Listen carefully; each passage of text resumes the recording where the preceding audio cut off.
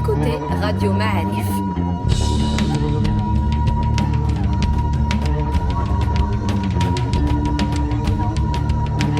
Le podcast Histoire.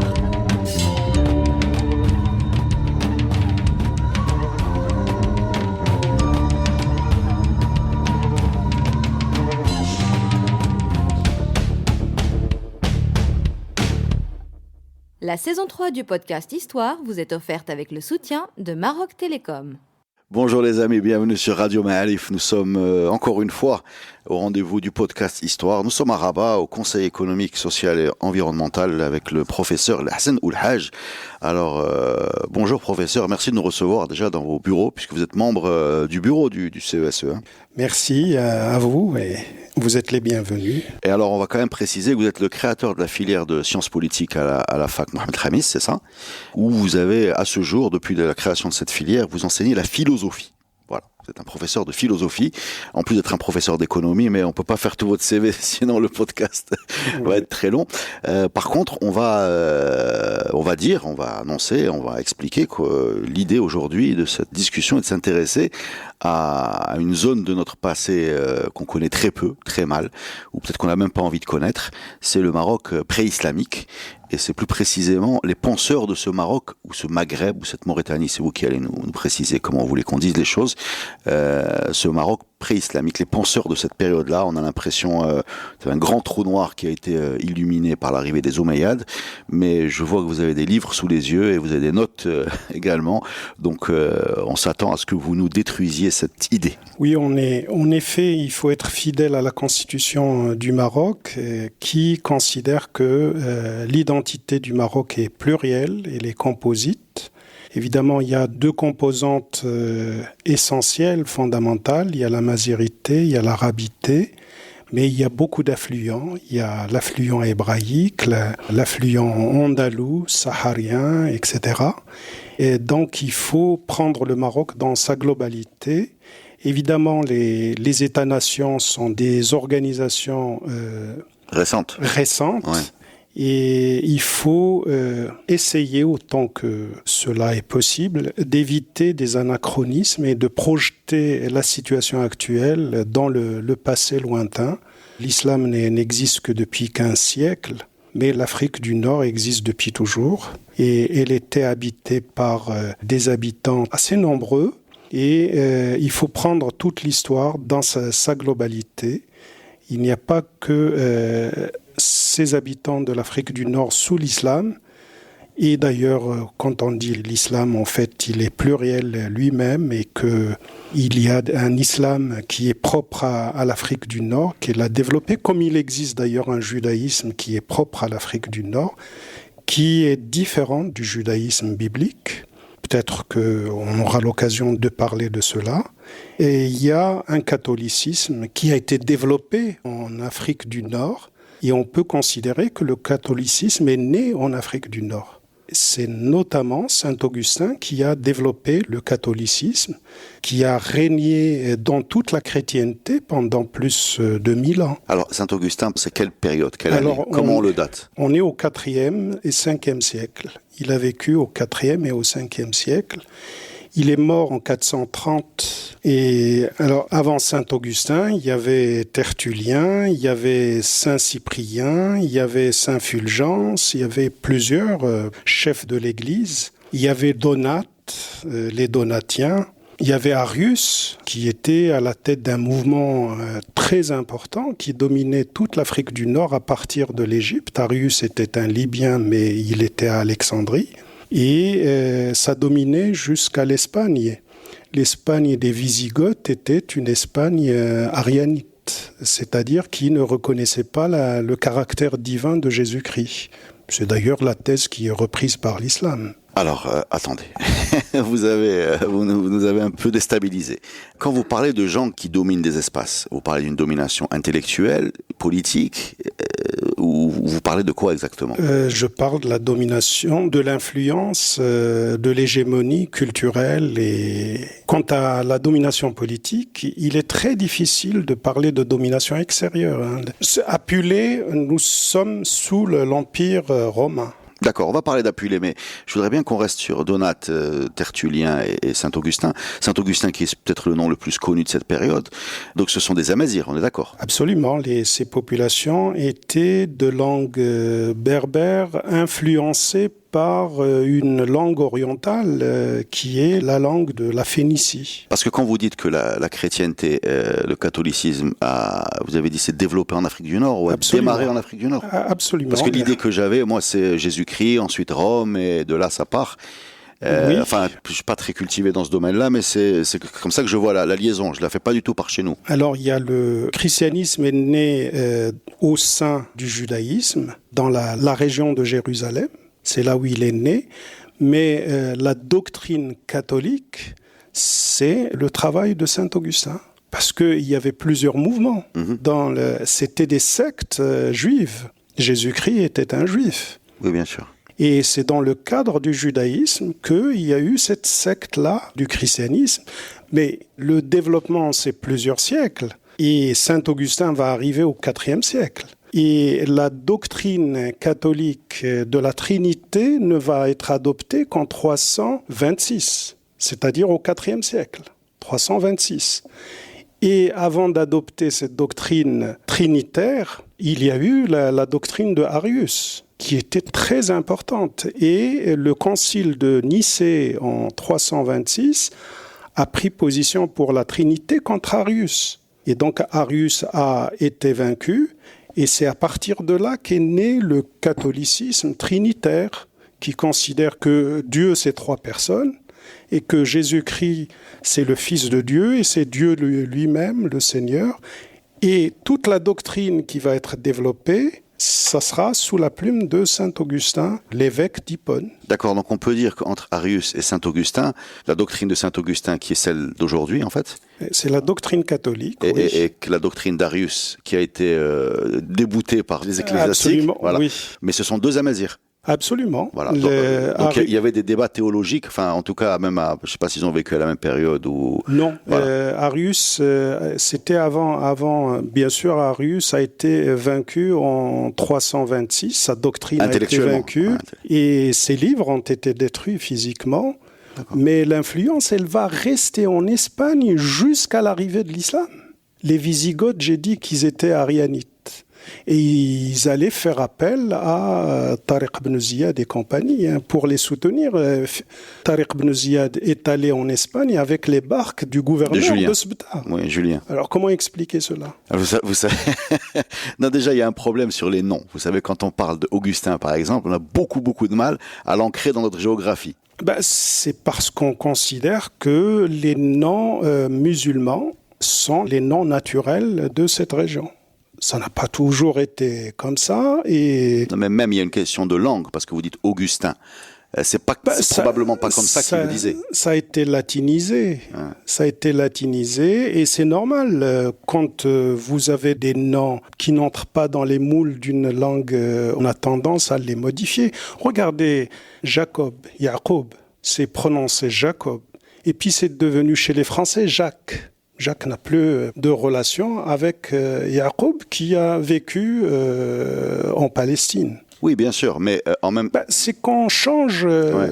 Mais cet Augustin, on a une idée de comment il s'appelait lui-même ou comment sa mère l'appelait ? Alors, Auguste, ça a un sens déjà en latin, ça veut dire grand, etc. Peut-être que c'était juste un surnom, mais quand on prend son prénom, Aurelius, on peut le rapprocher d'Arliès, ça veut dire la panthère. On peut le rapprocher aussi de l'or, parce qu'en berbère, c'est comme en latin, l'or, aurar, celui qui est jaune, qui a la couleur de l'or. On peut rapprocher de ça. Bon, maintenant, est-ce que c'est un surnom qu'il avait ? Généralement, les gens, quand ils grimpaient dans l'échelle sociale, ils changeaient de nom. Et d'ailleurs, quand les gens deviennent rois, ils adoptent un autre nom.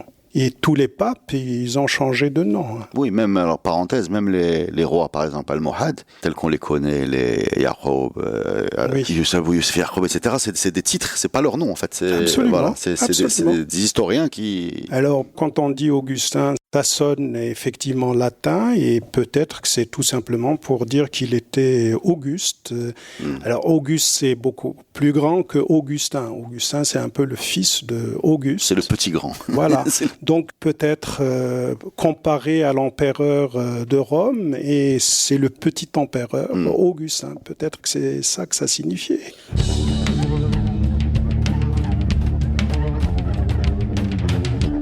Alors, cet Augustin, il vivait où? Il travaillait où? Alors, Saint-Augustin, Augustin tout court, il est né à Tagaste. Ça se trouve où? Alors, Tagaste, elle est au sud de Sirte. Enfin, ça vient de Tisirt, qui s'appelle aujourd'hui Qsentina. D'accord, donc c'est au sud, vers l'Atlas. Dans l'actuelle Algérie, près de la frontière tunisienne. Oui, c'est entre cette région-là qui est entre la Libye d'aujourd'hui, la Tunisie d'aujourd'hui et l'Algérie d'aujourd'hui. C'est dans la Numidie. En fait, à l'époque, ça s'appelait la Numidie. C'est plutôt montagneux. Oui, et c'est la Numidie qui a donné d'ailleurs le mot français de nomade. D'accord. Donc il vit dans cette région-là. Est-ce qu'il vit dans une région urbanisée? Est-ce qu'il y a une ville? C'est un village qui s'appelle aujourd'hui Soukharas, en Algérie. Soukharas. C'est là où il est né. Il est à 50 km de Mador, qui s'appelle aujourd'hui Mdaourouch. Jusqu'à présent, Mdaourouch, en français, on l'appelle Mador. Alors, le Mador était plus importante que Tagaste. Donc, il est allé faire ses études à Mador. Et Apulé, lui, il est né à Mador. D'accord. Donc, on est au sud de Sirte, de ce qui va devenir Qsentina, dans l'Atlas. On peut regarder vers la Libye et vers l'Égypte. On est là, dans cette zone-là. Donc, il est né à Tagaste. Il va faire l'équivalent des études primaires à Mador. L'équivalent des études secondaires et même un peu plus, c'était à Carthage qu'on les faisait. On est à plus de 500 km de Carthage. Carthage, oui, qui est actuellement Tunis, plus ou moins. Carthage qui est à côté de Tunis, qui fait partie du Grand Tunis aujourd'hui. Excusez-moi, je vous coupe là parce que quand vous parlez, il y a aucun problème. Non, j'essaie juste de suivre le fil. Quand vous parlez d'études secondaires, c'est dans un système romain. Comment ce sont des villes qui sont romanisées. Elles dépendent de qui ces villes? On est dans l'Empire romain. D'accord. On est dans l'Empire romain, mais quand on dit dans l'Empire romain, on commet des anachronismes en croyant que c'était une domination étrangère qui venait de Rome. Ah, ça c'est le grand axe du podcast de Mustafa Kadeli.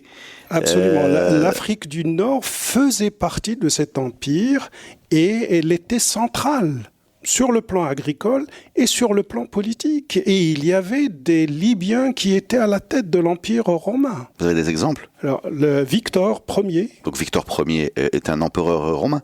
Les Sévères. Les Sévères, c'est une dynastie, c'est pas un seul, qui étaient des Libyens également. En fait, la construction intellectuelle, juste pour que j'essaie d'exprimer ce que j'ai compris, ce que vous nous dites, ce que nous a dit ici Radeli, ce que vous nous confirmez, c'est que dans notre tête de Marocains de 2021, l'Empire romain est une puissance coloniale qui vient se poser, comme a pu le faire la France par exemple, complètement exogène. Ce que vous nous dites maintenant, ce qui n'est peut-être pas la première fois qu'on l'entend, mais c'est toujours surprenant, c'est qu'en fait, cette région du monde, au sens large, puisqu'on est plutôt actuellement vers l'actuelle Algérie que vers le Maroc, mais c'est un détail, était également partie prenante de cet empire et pas systématiquement exclue des circuits de décision, quitte à proposer des ressources qui va arriver jusqu'au sommet de l'empire qui était plus inclusif que colonialiste, c'est ce que vous dites? Pour moi, les empires se créent dans une petite localité, ils grandissent et ils n'ont pas de relation de dominant-sujet.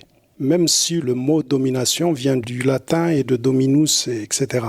C'est-à-dire que une fois que l'Empire romain s'est créé, regardez l'Empire romain, il est né à Rome. Sa capitale, à la fin, c'est devenu Byzance. Ça veut dire que ce n'est pas une relation de domination du centre, là où c'est créé. Sur la périphérie. Absolument, c'est pas du tout cela. D'accord. Mais il y a une sorte de hold-up mental qui a fait qu'on considère aujourd'hui les Romains comme des Européens. C'est l'Italie pour aller vite. Voilà. Et nous, comme étant la partie Afrique du Nord, comme étant soumis à cette tutelle, quoi. C'est pas du tout cela, parce que pour quelqu'un parte de la Libye ou de la Numidie et devienne empereur de cet empire, ça veut dire que c'est pas du tout cela, la relation. Pour garder l'analogie avec la colonisation, on n'aurait pas imaginé un Casablancais devenir président de la République française. Oui, parce que depuis, il y a eu constitution d'État-nation et chacun se réfère à son État-nation. Mais c'est pas du tout comme ça qu'il faut lire l'histoire. D'accord. C'est bien de nous l'expliquer. Donc, Augustin fait ses études à Carthage supérieure et ensuite il écrit, j'imagine. Non, il va partir en Europe, il va partir en Italie, à Rome et puis surtout à Milan. Il va vivre à l'époque de Saint-Ambroise à Milan et va découvrir le platonisme. Donc la philosophie de Platon, le grec, qui date de bien avant. Oui, le Platon, on est au IVe siècle avant Jésus-Christ. Ouais, donc 800 ans avant après. Voilà. Va découvrir en fait le platonisme qui était dominant à l'époque, c'était le néoplatonisme, qui a été développé par Plotin. Plotin qui est né en Égypte et qui va partir plus tard, après Apulée, mais avant Saint-Augustin, qui va partir à Rome, où il va écrire son ouvrage qui s'appelle Les Énéades. C'est 9 livres. Où c'est des grosses œuvres. Absolument. On se bagarrait pas à coup de tweet ou de statut Facebook. Absolument. Où il va ramasser toute la pensée qui se réclame de Platon. On appelle ça le néoplatonisme. D'accord. Donc on a affaire à un gros cerveau quand même. Oui, alors Saint-Augustin va découvrir le néoplatonisme. Alors la mère de Saint-Augustin était une chrétienne. On a son nom ? Oui, elle s'appelle Monique. Voilà. Sainte Monique, qui a été faite sainte. Elle porte un nom berbère. C'est Monique. Monique, ça vient de Moun, Amun, de Dieu Amun. Et Monique, c'est juste la prononciation française de quelqu'un qui est de Moun, comme le que de l'Afrique qui vient de Afr, Ifer, Ifran, etc. Et que, c'est juste pour l'adjectif, qui devient ch en allemand d'ailleurs. Afr, c'est quoi ? Afr, ça veut dire la feuille d'arbre, ça veut dire l'aile d'un oiseau, Ifer, Afr. Et puis Ifri, ça veut dire la grotte, et les habitants des grottes, c'est Tifren. Et puis on a un tas d'Ifri dans tout l'Atlas, marocain, algérien, et Ifren dans le Souss, Ifren à côté d'Azrou, etc. Et la tribu des Ifren, elle est connue. D'accord, alors revenons à Saint-Augustin, à sa maman. Comment il faut l'appeler ? Monique, Mimouna, Mona. Sainte Monique. D'accord, Sainte Monique. Elle était sanctifiée elle aussi ? Oui, absolument. Elle s'appelle Sainte Monique. Ils ont été sanctifiés quand, pardon, Augustin et Monique ? C'est l'Église romaine. Oui, mais quand ? Alors c'est un peu tardif toujours. Hein. Il faut que le saint soit mort et qu'il ait... Qui était validé par... Absolument. Oui, un gros procès. Je sais qu'il y a un gros processus. J'essaie juste de voir ce processus. Je sais que c'est tardif, mais je ne sais pas exactement à quelle période. On va trouver ça. Alors, son père était un paysan païen. Paysan, d'ailleurs, païen, c'est un pléonasme, parce que païen, ça vient de paysan. En fait, c'est la religion non chrétienne et non juive. D'accord. Parce que quand on dit païen, ça... C'est tous les autres. Voilà, c'est tous les autres. Parce que Apulée était un païen. D'accord. Mais il était le prêtre même de l'église d'Isis, de la religion d'Isis. Apulée. Apulée. Oula, c'est un teaser pour la deuxième partie du podcast sur Apulée. Mais on reste sur Saint-Augustin. Saint-Augustin donc était attiré dans sa jeunesse par le manichéisme. Il était manichéen pendant longtemps. Sa mère voulait l'influencer, mais il se considérait comme perdu. D'ailleurs, c'est ce qu'il va raconter dans ses confessions, dans son ouvrage Les Confessions, qui est un ouvrage de référence. Il va se convertir donc au manichéisme. C'est une religion qui a été créée par Mani, qui était dans la Mésopotamie, et qui voulait faire un syncrétisme entre les religions en présence à l'époque, le zoroastrisme, le judaïsme et le christianisme. Et jusqu'à présent, on garde du manichéisme manichéen. Polarisation positif-négatif. Le bien et le mal, parce qu'on a deux dieux, en fait, le dieu du mal et le dieu du bien dans le manichéisme. Alors, donc, Saint-Augustin était manichéen pendant quelque temps. Et puis, à Milan, il va lire Cicéron et il va se convertir au néoplatonisme. Et sous l'influence de saint Ambroise, il va se convertir au christianisme. Et christianisme et néoplatonisme, quand ils se marient, ça donne la doctrine catholique qui va être développée dans ces ouvrages par saint Augustin. D'accord, donc vous avez décrit le parcours spirituel de ce monsieur, qui passe donc par plusieurs étapes, manichéisme, néoplatonisme et finalement christianisme, et vous avez lié ce parcours à sa doctrine finale, celle pour laquelle il est rentré dans l'histoire. Le catholicisme. Le catholicisme, mais même, enfin si j'ai bien compris, parce que je le dis avec beaucoup d'humilité, je ne suis pas du tout bien formé sur ces sujets-là, mais c'est la doctrine de la Trinité qui est absolument validée à ce jour, enfin par cette Église-là. Absolument, c'est tout ce qu'on appelle la doctrine catholique qui va être légèrement modifiée par saint Thomas d'Aquin au XIIIe siècle. Oui, donc bien plus tard. Donc est-ce que vous diriez que saint Augustin, c'est un élément fondamental, fondateur crucial de la pensée catholique? Absolument, voilà. Absolument. D'accord. C'est lui le fondateur de la pensée catholique qui va régner dans la chrétienté. Et à l'époque, il n'y avait pas l'orthodoxie. Oui, ça vient plus tard. L'orthodoxie, c'est en l'an 1000. Oui, ni même les protestants qui viennent encore après. Oui, ça c'est la réforme par la suite. D'accord. Alors, restons sur saint Augustin, juste pour comprendre. Donc ce monsieur, si vous êtes capable de nous parcourir son cheminement spirituel, c'est qu'il a écrit, bien sûr. Il a écrit les Confessions, oui, où il raconte son itinéraire, ses conversions, et évidemment où il critique sa jeunesse et son égarement, ce qu'il considère comme son égarement. Il a écrit également La Cité de Dieu. La Cité de Dieu, où c'est un ouvrage en 3 tomes aujourd'hui, où il compare la cité des hommes empiriques avec la cité idéale. Mm-hmm. D'ailleurs, la cité idéale, c'est le Médine al-Fadela, qui va être un ouvrage de l'Farabi. Et puis, plus tard, on va trouver l'ouvrage L'Utopie de Thomas More, qui va écrire cela. Et puis, on peut rapprocher même de la Cité de Dieu le nom de la ville de Marrakech, qui veut dire cela. Amor Nukush. C'est la Cité de Dieu. Alors, quand vous nous parlez de Moore et de l'utopie, en fait, est-ce que vous êtes en train de dire que c'est un thème qui va être permanent dans la réflexion humaine, ou bien qu'ils sont inspirés de celui-là? Dans quel sens vous nous donnez ces informations? Il y a une inspiration qui va remonter jusqu'à Platon. D'accord, donc il se place dans cette série de réflexions. Absolument. C'est la cité des hommes comparée avec la cité idéale, et ça rejoint même la philosophie de Platon. D'accord. Donc il écrit cette cité, la cité de Dieu, il écrit ses confessions, il les écrit en latin? En latin, bien sûr. D'accord. C'est des gens qui écrivent en latin. La langue qu'utilisaient les gens à l'époque, c'était le latin. Et partiellement le grec. C'était le grec d'abord, et puis par la suite, ça va devenir le latin. Et pour Apulée, par exemple, c'est le latin et le grec. D'accord. Mais sa langue natale, c'est l'amazigh. Il le dit lui-même, il appelle ça le carthaginois. D'accord.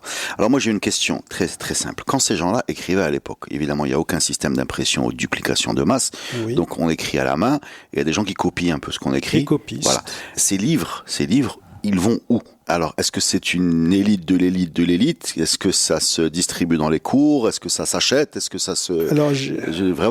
Alors, j'imagine que Saint-Augustin étant un évêque, ça a dû rester dans l'église, dans le circuit de l'église, et que ça devait atterrir à Rome ou à Milan, et que c'est resté sous forme de manuscrits. Il y a beaucoup de manuscrits qui ont été ramassés. On les trouve en Espagne, par exemple. On les trouve à Rome, et on les trouve plus tard vers le nord, en Allemagne, avec la Réforme. Donc en fait, c'est le circuit religieux qui diffuse ces œuvres. Pour ça. Saint-Augustin, oui. Ouais, d'accord. Pour Saint-Augustin, mais pour Apulée, qui n'était pas chrétien et qui était plutôt païen, lui, ses livres sont restés dans des librairies plus ou moins privées, etc., et dans des couvents, et puis on les retrouve, on les imprime, etc. Alors, parlons d'Apulée. Apulée est-il contemporain de Saint-Augustin? Non.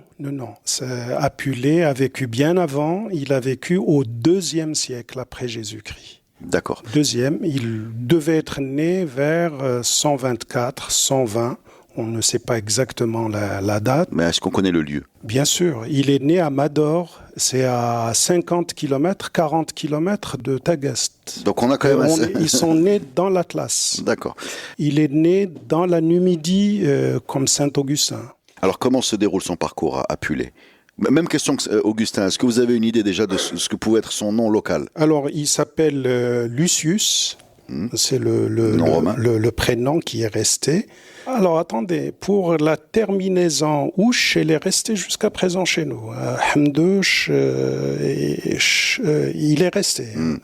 Rouche, cette terminaison, elle est restée jusqu'à présent.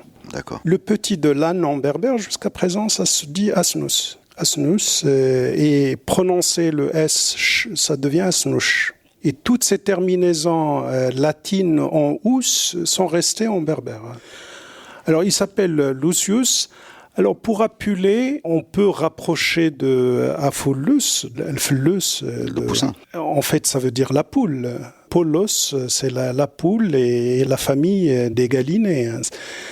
Alors, de la volaille. Absolument. Ouais. Alors, c'est curieux ce qui arrive lorsque arrive une autre langue qui veut être dominante, etc. Les langues anciennes se réfugient soit dans le petit, soit dans...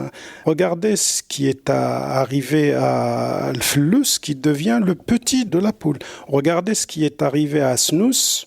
Asnous, c'est l'âne en français. Qui devient l'ânon. Voilà, qui devient l'ânon. Il se réfugie et on utilise... Il est dégradé. Absolument. Il est dégradé par l'arrivée de... Regardez, le verbe boire en berbère, dans le langage enfantin, on dit boua. Ça veut dire qu'il y avait l'utilisation de beber, de boire avant, et avec l'arrivée d'autres langues, il s'est réfugié dans le langage enfantin. Oui, on dit souvent ça au bébé, même quand on n'est pas berbérophone. Voilà, on chasse, on exile un mot qui est gênant face à la nouvelle situation et on le retrouve chez les enfants ou chez les petits, quoi. Voilà, et regardez ce qui arrive à Dieu. Dieu, on l'appelle Rabbi au Maroc, le rabbin. Et plus que cela, on dit Baba Rabbi, c'est mon père Rabbi, mon père Dieu. Alors ça, c'est le catholicisme. Et c'est réfugié dans des milieux... c'est comme ça. Les langues, quand elles sont dominées et ostrasiées, elles se réfugient quelque part, mais elles restent. Alors, revenons à Apulé. Apulé, donc, lui, c'est un païen. Vous avez dit, c'est un prêtre de l'église d'Isis. D'Isis, c'est... Du culte d'Isis. Alors, qu'est-ce que le culte d'Isis? C'est le même que les Égyptiens? Oui, c'est parti de l'Égypte, bien sûr. Il y avait deux cultes, Isis et Osiris. Alors, il y en a un qui est un oiseau, non? Excusez-moi. Non, c'est... déjà, les chrétiens, je sais. Mais alors, les non, c'est des divinités. Isis, c'est des divinités et il est très difficile de séparer le monde humain du monde divin, etc. à l'époque. Et on considérait que les astres étaient divins et qu'il y avait une hiérarchie dégradée qui est restée d'ailleurs chez nous. Il y a eu résurgence de cela avec le maraboutisme et le chérifisme. C'est toujours une hiérarchie. Il n'y a pas, comme cette conception qu'on trouve dans l'islam pur, fondamentaliste, où il y a Dieu et puis il y a tout le reste. Enfin, les créatures. Absolument. Là, il y a des niveaux, vous voulez dire. Il y a des étages. Il y a toujours une hiérarchie et c'est ça, l'Église catholique, c'est la hiérarchie. Et ce qui va reprendre ça dans l'islam, c'est le chiisme qui va reprendre cette hiérarchie. Sadat, il y a les mollahs, il y a ayatollah, etc. Cette hiérarchie, cette organisation ecclésiastique qu'on a dans le catholicisme et qu'on a également même dans le judaïsme de l'Afrique du Nord. Mais qu'on n'a pas dans l'islam... Dans l'islam fondamentaliste, mais ça existe dans l'islam de l'Afrique du Nord. Dans toute l'Afrique du Nord, jusqu'en Égypte, on a Sadat. Et on a plus grand que Sadat, et on se réfère à Moulay Abdelkader Jilali avant de se référer à Mohammed, au prophète. Oui, ma grand-mère, quand il lui arrive quelque chose, elle dit Moulay Abdelkader Jilali. Parce que c'est le christianisme de Donat et de Saint Cyprien Et c'est l'islam de l'Afrique du Nord. C'est D'accord. toujours l'église locale, elle a une autonomie par rapport à l'église générale centrale. Moi, j'ai l'impression que tout ce qui arrive en Afrique du Nord, de toute façon, c'est localisé. Enfin, localisé dans le sens, il s'est décliné en version locale. Absolument. Voilà. Et c'est les mêmes phénomènes auxquels on assiste sous le christianisme et on assiste à ces phénomènes sous l'islam également. Pour suivre un peu l'itinéraire d'Apulé, donc il est né, lui, à Amador. Il va étudier à Carthage. Carthage était la capitale culturelle, même après sa destruction par Rome, parce que les deux rivales, c'était Rome et Carthage pendant longtemps. Il y avait les trois guerres puniques entre les deux. Mais il est resté un centre culturel important qui rayonnait sur la Libye jusqu'en Égypte et sur le reste de l'Afrique du Nord vers l'ouest. Et puis il va partir à Athènes. D'accord. Il est de formation grecque. Il va séjourner quelque temps aussi à Rome. Et il avait une maîtrise des deux langues, le romain et le grec. Le romain et le grec. Il dit que sa langue, c'est le berbère. Et il le dit dans l'un de ses nombreux ouvrages, dans Apologie. D'accord. Alors juste une petite parenthèse pour les gens qui nous écoutent. Ces livres, ils existent en format poche. C'est pas, doit pas être très dur à trouver si ça vous intéresse d'aller plus loin que ce qu'on raconte. Il y a plusieurs éditions. Il y a des éditions bilingues, le latin et le français. Et il y a des éditions monolingues. On les trouve en français. Folio classique pour l'Âne d'or, Asnusnur, et puis pour Apologie. Il y a d'autres ouvrages, on va en parler. Donc, il a fait ses études essentiellement à Athènes. Et à Athènes, il a connu un camarade de classe qui était de la région de Tripoli d'aujourd'hui, Tripoli de la Libye d'aujourd'hui. Et il est néoplatonicien, un vrai néoplatonicien. Il a fait des études, à l'époque, on faisait des études de rhétorique, de grammaire, etc., et de philosophie.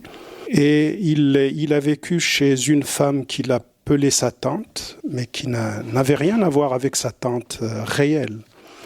Et dans ses écrits, il traite Platon, Socrate, etc., comme ses aïeuls. Il faut comprendre par là des aïeuls intellectuels, sur le plan intellectuel, parce qu'il dit dans Apologie que le latin et le grec n'étaient pas ses langues, et qu'au début, il les parlait avec un certain accent, et que sa langue, il parlait de langue berbère. Le terme qu'il a utilisé, c'est-à-dire les berbères, enfin ça vient de barbare, le terme, et barbare ça veut dire les non-habitants d'Athènes, ceux qui n'étaient pas des citoyens d'Athènes. Ou de Rome. Non, à l'époque c'était Athènes, oui, avant Rome. Bon, Rome, il faudra en parler par la suite pour comprendre un peu le contexte. Rome a été créée vers le 8e siècle, à la même époque où a été créé Carthage à Tunis, mais aussi l'Ixus chez nous, à côté de l'Arèche. C'est à la même époque. Bon, c'était un petit royaume au départ, qui va devenir, après des siècles, une république, et qui va devenir, juste à la veille de l'avènement du christianisme, qui va devenir un empire. Bon, c'est la République qui va s'étendre jusqu'en Afrique du Nord, mais c'est sous l'Empire romain que l'Afrique du Nord a eu un rôle central dans l'évolution de l'Empire romain. Mais l'Empire romain, quand il s'est constitué, il fallait d'abord s'étendre vers l'Est et d'abord envahir la Grèce. Mais une fois que la Grèce a été envahie, ça n'a pas détruit la langue grecque. Oui. La langue grecque était la langue de la philosophie, de la culture, et va rester langue de la philosophie et de la culture pendant longtemps sous l'Empire romain.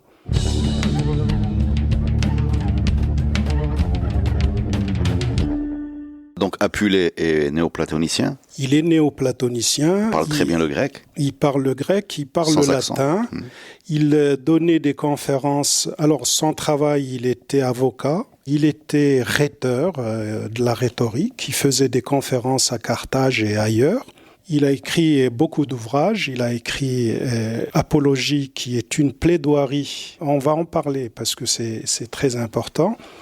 Et il va écrire cet ouvrage qui est resté, qui est aujourd'hui interprété comme pièce de théâtre partout, Landor, surtout dans le Rif, mais aussi en Kabylie. Landor, les Métamorphoses. Il a écrit les Florides. Il a écrit Dieu de Socrate. Il a écrit la doctrine de Platon. Ça, c'est des ouvrages authentiques qu'il a écrits. Donc c'est une grosse production. Oui. Et puis il a donné des conférences qui vont être ramassées par la suite. Alors il y a eu des éditions des travaux d'Apulée au XVIIIe siècle, XIXe siècle. Et puis il y a eu une analyse critique de ce qu'on prêtait à Apulée. Et ceux que j'ai cités, ils ont été authentifiés. C'est des ouvrages d'Apulée parce que il y a une continuité sur le plan linguistique et sur le plan de la pensée. Ils ont été certifiés, vous voulez dire? Absolument. Alors, on a parlé beaucoup de Landor avec Mustafa Kadeli, de l'histoire d'un homme qui se transforme en âne et qui est volé par des brigands et qui doit faire le choix philosophique de rester un âne vivant ou un homme mort. Absolument. Enfin bref, avec énormément de contes d'inspiration souvent locale. Et puis, il y a eu plusieurs livres inspirés de Landor d'Apulée. Il y a une religieuse française qui a écrit Mémoire d'un âne. Il y a Hassan Aourid qui a écrit Siratu Himar. C'est Madame de Sévigné qui a écrit les Mémoires d'un âne. Voilà. Là, on peut rajouter Kafka avec sa métamorphose ou pas? On est un peu loin. Oui. Et alors, parlez-nous par contre du livre que vous obtenez. Apologie. Alors, Apulée devait partir à Alexandrie. Il est tombé malade dans la région de Tripoli et il rencontre un ancien camarade de classe dont j'ai parlé tout à l'heure à Athènes. Bon, il rencontre ce camarade de classe qui le marie à sa mère veuve, qui était veuve. Plus âgé? Pas nécessairement. On D'accord. perd son mari à l'époque. L'espérance de vie n'était pas très longue. Donc, il le marie à sa mère. Or, sa mère était convoitée par le frère du défunt, l'oncle de son camarade. Ouais. Voilà. Puis, son ancien camarade de classe meurt. Et donc, on a comploté contre... Et la mère est riche. Elle est riche, absolument. Voilà. Et donc on va l'accuser d'avoir fait d'avoir charmé la dame qui s'appelait Poudantilla et l'ancien camarade de classe s'appelait Pontanius. D'accord. Pontanius. Alors on l'a accusé d'avoir charmé, d'avoir utilisé de la sorcellerie contre la dame qu'il a épousée. On l'a accusé d'avoir fait assassiner ou assassiner son ami. Voilà, le beau-fils. Et on l'a accusé d'être un magicien, de faire de la magie, de faire de la sorcellerie. Et beaucoup d'accusations. Le chef d'accusation, c'est 10 accusations. 10 chefs d'accusation. Captation d'héritage, accusation de magie, la beauté physique d'Apulée. C'est un délit, ça, d'accord, oui. L'éloquence et la double maîtrise du grec et du latin. D'accord. La possession et l'utilisation d'un miroir. Imaginez, à l'époque, quelqu'un qui possédait un miroir, c'était un délit. C'est louche. Absolument. Il parle beaucoup de langues, il est beau, il a un miroir. Se servir du dentifrice. Ah, ça aussi, c'est un chef d'inculpation. D'avoir charmé un enfant, d'avoir acheté du poisson à des fins de magie. D'accord. D'être à l'origine du meurtre de Pontianus, l'ancien camarade de classe. On mélange le dentifrice, le poisson et le meurtre. D'être un poète maléfique, d'être pauvre, d'être métis, impur et d'avoir une double allégeance. Alors, pour métis, pour impur, c'est lui-même qui le dit. Il dit que sa mère était des Gétules, ce qu'on appelle aujourd'hui Xula et le Gazoli, le Jazoli, etc. C'est un peuple ancien, un peuple berbère très ancien. Quand on est à Sokharas et à Mador, on est à la limite entre la Gétulie et la Numidie. Donc son père était numide et sa mère était des Gétules, il le dit lui-même. Alors il va répandre, il va faire une plaidoirie qui va réécrire par la suite et qui va être publiée sous cette forme-là, plaidoirie, On n'a jamais vu ça. Une belle plaidoirie avec beaucoup d'éloquence et va répondre à toutes ces accusations. Alors, il se passe où ce procès, en fait? Alors, il se passe à Sbrata. Sbrata en Libye, pas loin de Tripoli. Donc, il va se défendre lui-même de tous ces chefs d'inculpation et il va faire un livre de cette plaidoirie. C'est bien ça. Voilà. Redites-nous l'année, s'il vous plaît, parce que ça m'aide. Alors, on est en 158, 159 à peu près. Là, la date, on la connaît du procès. Et comme il était âgé de 30 ans, donc on en a déduit la date de naissance. Il serait né entre 120 et 124 à peu près, après Jésus-Christ bien sûr. Et il disparaît, aucune trace après 170. Il serait mort vers 194 à l'âge de 71 ans, comme ça. Toujours marié avec...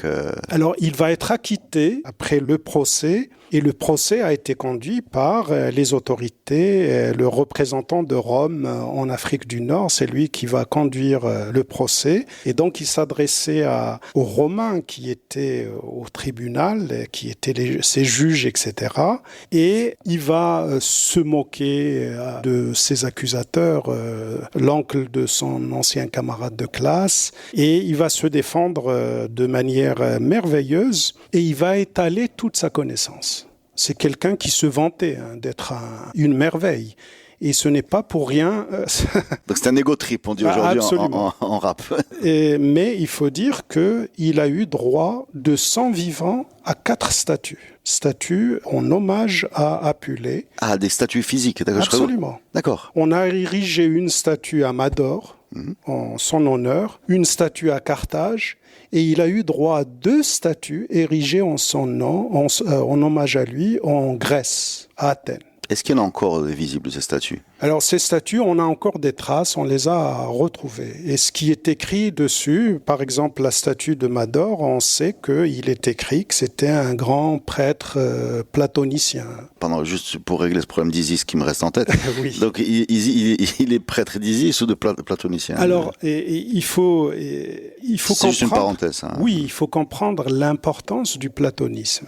Platon, c'était pas un grec isolé qui avait une doctrine. La doctrine philosophique de Platon est immense et il y a un philosophe britannique, Whitehead, qui est mathématicien en même temps, qui a dit que toute la philosophie, c'est des notes à la marge de l'œuvre de Platon. Platon, c'est la philosophie. Platon était l'élève, le disciple de Socrate, mais il était le maître d'Aristote. Et la pensée de Platon a beaucoup influencé tout le reste qui va suivre. Disons, si on veut opposer Platon et Aristote, Platon, c'était ce qu'on appelle un idéaliste, c'est-à-dire que l'idée est beaucoup plus importante que ce qui est sensible, que les choses matérielles. Le système de Platon s'est résumé dans l'allégorie de la caverne. Il dit que nous, les êtres humains, nous sommes comme des prisonniers dans une caverne où on tourne le dos à l'extérieur de la caverne, ouais.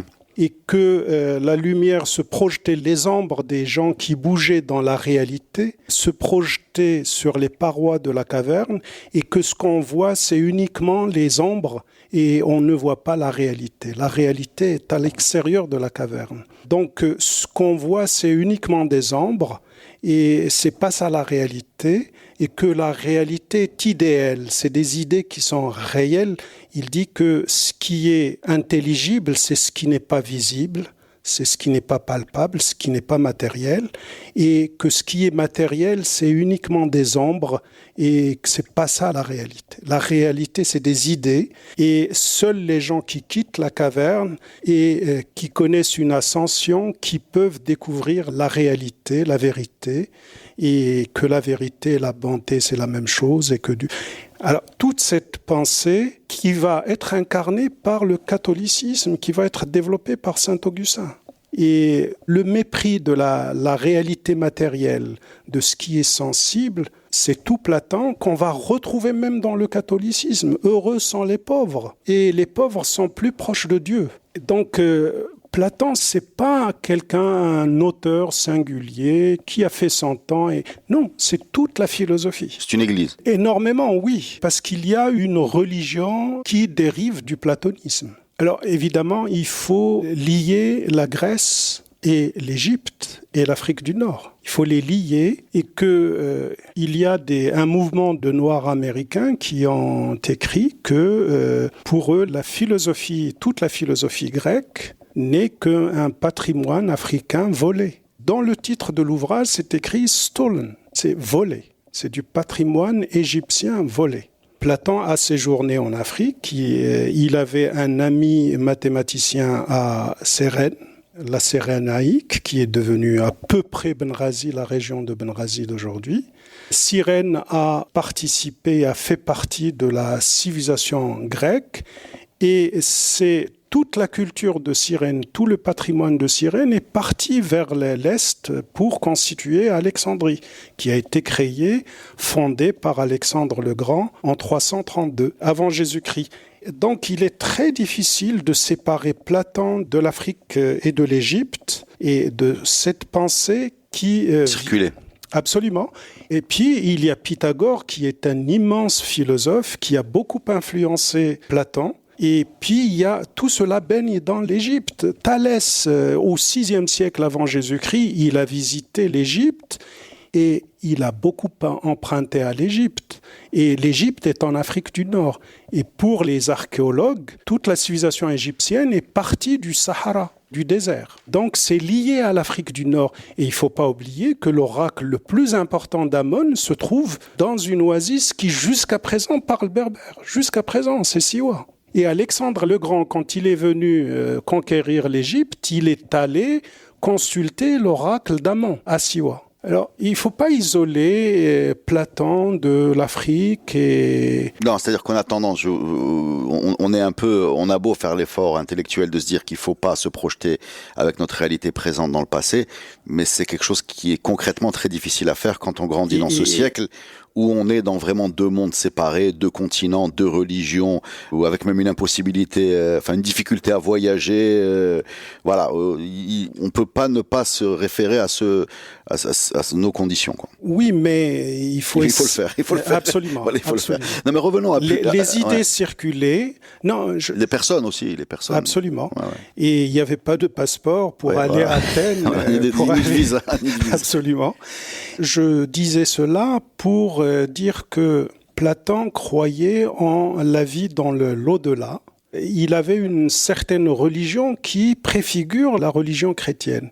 Et la religion chrétienne, c'est tout simplement, si on veut caricaturer, dire que c'est le judaïsme platonisé. D'accord. Alors, c'est la rencontre du judaïsme avec la pensée grecque. Et d'ailleurs, Saint Paul, qui a fondé le christianisme en quelque sorte, il a créé le christianisme quand il a dit que ceux qui peuvent devenir chrétiens, c'est pas uniquement les circoncis, c'est pas uniquement les hébraïques, mais que n'importe qui peut entrer dans, et notamment les Grecs. Et c'est quand il a introduit les Grecs, et c'est pas les Grecs physiquement qu'il a introduit, c'est toute la pensée grecque philosophique.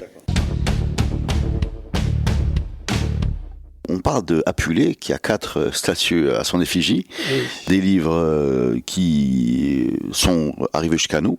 Donc j'imagine qu'ils ont une certaine valeur, puisqu'ils ont été conservés. Donc on parle d'un bonhomme qui est quand même un peu une star, je vais vous le dire dans les mots d'aujourd'hui. Voilà. Or, personne ne le connaît chez nous. Oui, parce que un certain islam s'est comporté avec les peuples conquis et les cultures conquises comme ne valant rien.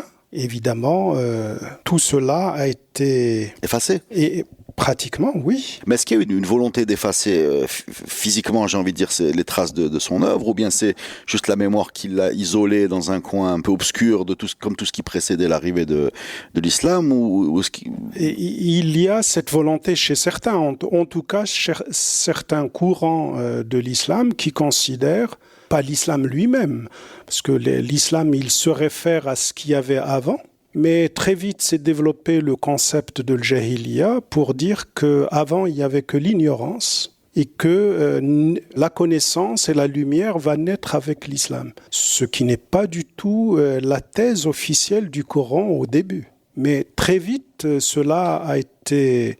Et pourtant, quand on voit le comportement des premiers califes et même du prophète lui-même, il a emprunté les technologies qui sont venues de l'extérieur, les fossés qui ont été construites pour faire face aux ennemis de l'islam au début, c'était sur les conseils d'un Iranien, d'un Persan.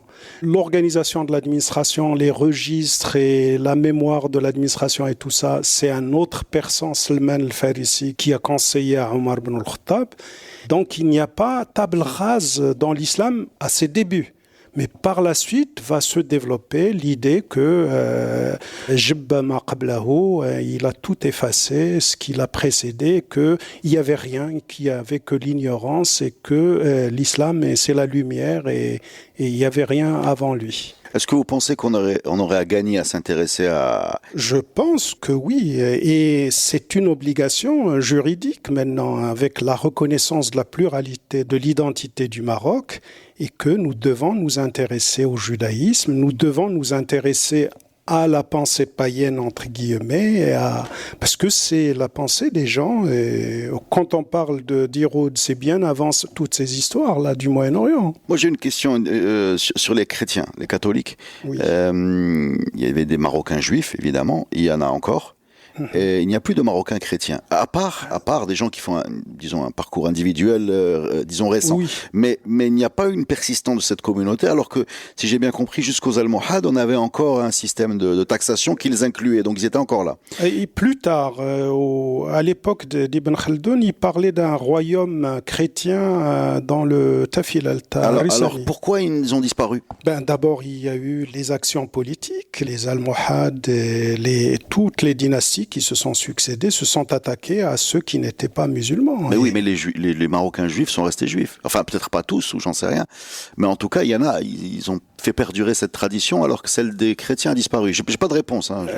Non, le christianisme affirmait son identité de manière assez forte, et donc ça s'oppose à une idéologie qui affirme de la même manière.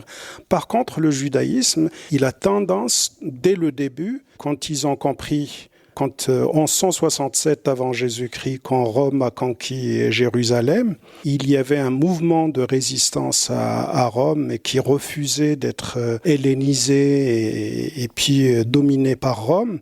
Et c'est le mouvement qui refusait la résistance militaire des Maccabées qui l'a emporté. Et depuis, les rabbins ont développé une pensée qui leur permettait de vivre dans tous les royaumes. En minorité. Absolument. Et de considérer que la loi du prince, la loi du roi, est au-dessus de la loi divine. Et c'est comme ça qu'ils ont pu vivre partout. Dans des systèmes minoritaires. Alors que le christianisme, il se présente exactement comme l'égal de l'islam ou même supérieur à l'islam, et qu'ils ne peuvent pas vivre deux coqs dans la même basse-cour, ça ne marche pas. Et c'est donc le christianisme a disparu à cause de ça, mais n'empêche qu'au début de ce siècle, un Français a découvert par hasard qu'il y avait une tribu dans la région d'Oujda, dans la région de l'Aïn, plus précisément d'Oujda, au sud d'Oujda. L'Aïn Chatria, oui. Voilà. Il a découvert une tribu qui s'appelait les Zkarn, qui n'était ni musulmane, ni juive, ni chrétienne, et qui avait un peu de tout, mais qui se considérait comme ennemi des musulmans. Mais il les a découverts quand, ces gens Alors, il a découvert un faqih, c'est une manière de parler, une sorte de prêtre de ces Zkarn. Il l'a découvert à Ouhran, vers 1904. Et c'est comme ça qu'il est remonté dans le truc, et il a fait un livre là-dessus. Une tribu zénète, chrétienne, il l'a appelée chrétienne. En fait, ils avaient un rapport d'hostilité à l'égard de l'islam, et ils ne portaient pas les noms musulmans. Et ils ont vécu seuls. Donc le christianisme a survécu et il a été exilé dans beaucoup de choses chez nous. Il y a dans les tours dans le sud, vous trouvez toujours la croix. Dans les tapis, vous trouvez toujours la croix. Dans Babarbi, vous trouvez le christianisme. Babarbi, c'est une conception qui est chrétienne, qui n'est pas du tout musulmane. Vous trouvez dans les Jbala, la femme, quand elle enveloppe son fils, elle fait une sorte de croix. Les femmes Jbli. Donc le christianisme s'est réfugié dans ce qu'on ne voit pas, dans les coins et recoins, mais il est toujours présent. Et puis cette hiérarchie, Sadat et tout ça, c'est le christianisme tel qu'il s'est développé en Afrique du Nord. Écoutez, merci professeur, c'était très riche. Merci à vous. Et je voudrais vraiment m'excuser auprès des auditeurs parce qu'on était dans des zones très très loin de ce que je maîtrise. Et donc, excusez-moi si j'ai dit des bêtises. Non, absolument pas, non. Merci beaucoup. Merci à vous.